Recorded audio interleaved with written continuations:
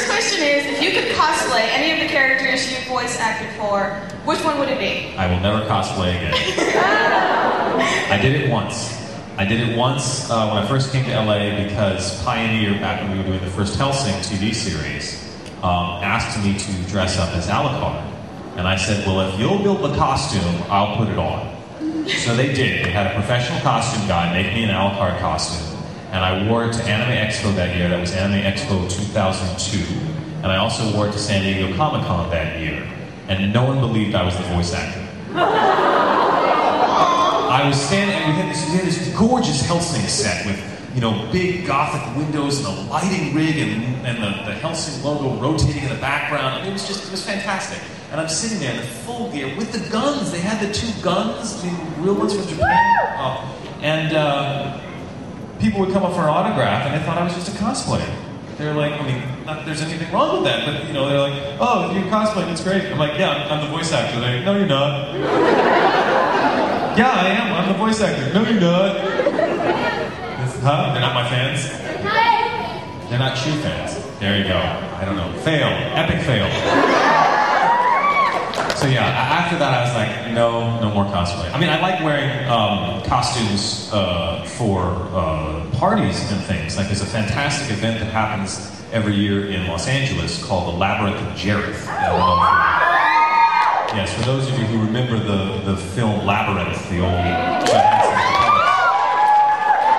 there's a section in the film where the main character, played by Jennifer Connelly, has a dream sequence, and it's a ball, and she's in this gorgeous ball gown, and everyone's wearing Venetian masks, and it's all very sexy in a bubble, and so what they do is they throw this, Jareth was the Goblin King, that was his name, Labyrinth, so they throw this event called Labyrinth of Jareth, where everyone comes dressed as if they were in that scene in the movie. Oh my God. I mean, people come as trolls with tusks and they're all body painted. Guys come in full armor, people with these gorgeous masks. There are dudes that come as the Skeksis from the Dark Crystal. Like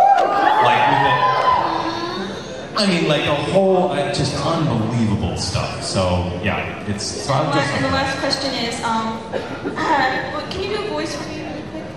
It's just one line. Okay. Okay, so I'm writing a story called Stormy Skies. Yeah! And one of the lines the main character, Nitro, says is, after all of the doubt and all of the mistrust, I have one thing left to say, and I say, I love you. No! Don't do Okay.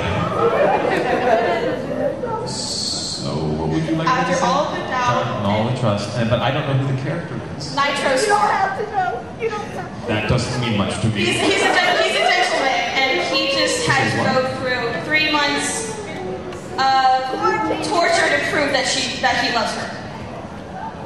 Am I auditioning for this? I mean, here's the problem: is I can get up here and I can be a human jukebox, but is that really the most interesting? I mean, I'd love to share stuff with you guys, but you know, other than you just say the last line, which is, after all this, I only have this thing to say, not to love you. After all this, I only have this thing to say: I love you. It's better when I know what happened in the scene, and I mean that's the thing. I don't know if you guys understand, but acting is not just saying lines and having a good sounding voice.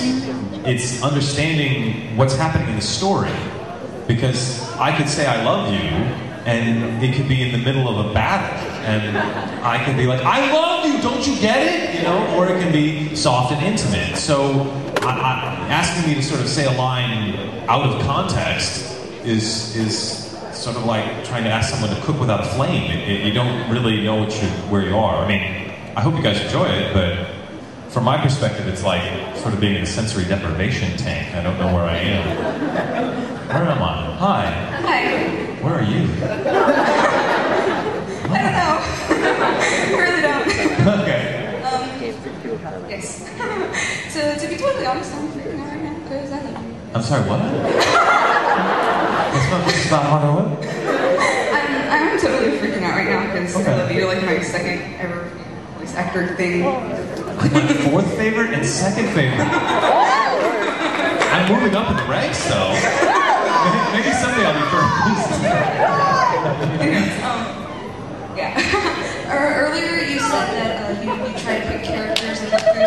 stuff to see how well they match you or if you could possibly do it.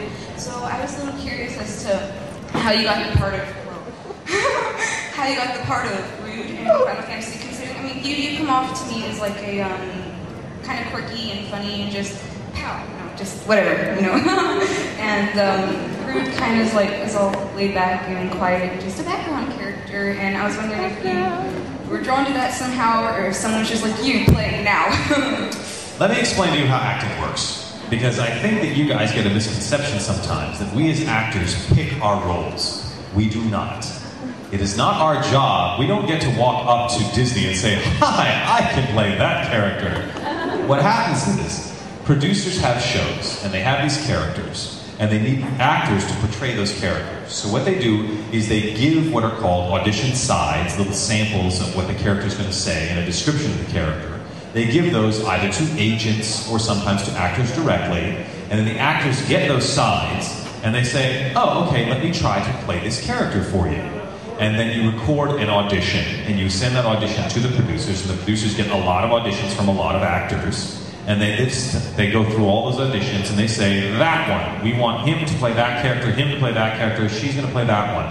So we don't decide. What we decide sometimes is which character are we right for. So if we think of Final Fantasy Advent Children, what they did do is they sent me all the male characters. And I'm looking through all the male characters saying, who, as an actor, or as a director, who would I cast myself as? And I was looking, and I remember thinking, I think my voice would be right for Rufus, possibly Vincent, but that's probably going to go to Steve Bloom. I mean, this is the conversation that goes on in my head when I'm auditioning. And I go, no, that's probably going to be Steve. And then, was it Rufus, Vincent, who else was in there? Reno? I was like, no, I'm not Reno. And I said, Rude, I'll audition for Rude, and somebody else. But I was like, I'm not Cloud. Like, Cloud's not gonna suit my voice. It's not the right fit. So that's the only decision making I make, and then I send it in. I thought they were going to cast me as Rufus. He's the guy with the cloak. Yeah, because he's very articulate, and he's always talking, and he's sort of Basil exposition, and I'm sort of good at that sort of thing. So I thought, well, clearly, maybe I'll get a chance at Rufus. And then they cast me as Rude, which was sort of a throwaway for me. I was like, yeah, I could probably play Rude. And then they cast me as Rude, and I was like, oh, okay. Clearly they heard something, or the way they're putting together the cast. I fit as Rude better than as some other character. And I didn't get it at first until we saw the film when it was all done. And Quentin Flynn plays Reno and I play Rude. And we're Mutt and Jeff. We're like the comic relief of the film. And we just keep getting the crap kicked out of us the whole thing. And always look at each other, hey buddy, you okay? Yeah, I'm okay, what are you doing? You know, and I was like, Quentin, we're funny. We're really good at this. I like this. This is good. So that's how the character gets picked. I don't pick anything. The producer or director picks me. And then my only decision is, do I say yes or no? But the question is, do actors refuse work? No. Am I an actor?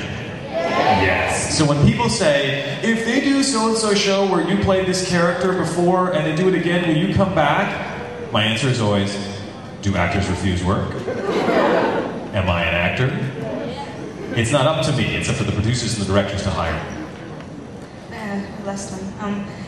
You've worked with Quentin Flynn, my personal favorite voice actor in... Finally, we find out who's number one. Quentin's number one. He'll be very happy to hear that. I love it. But you've worked with him in Naruto and in Final Fantasy. Like, are y'all close, or like, how's it like working with him?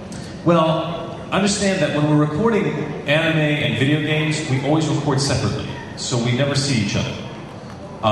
Every once in a while, we'll see each other passing in the booth, and that's how I've met Quentin over the years, is that if he was recording just before me, and I get there before his session ends, then we'll run into each other and go, hey, hi, how you doing? Now, what has happened is over the years, there have been events, like when Final Fantasy Advent Children came out, there was a big opening at the ArcLight in LA. It was a big premiere opening, and so they had a party afterwards, and we got to hang out. And it turns out that Quentin is one of the voice actors that I'm close with. I actually, he's a buddy of mine, and I actually just saw him last week outside of voice acting.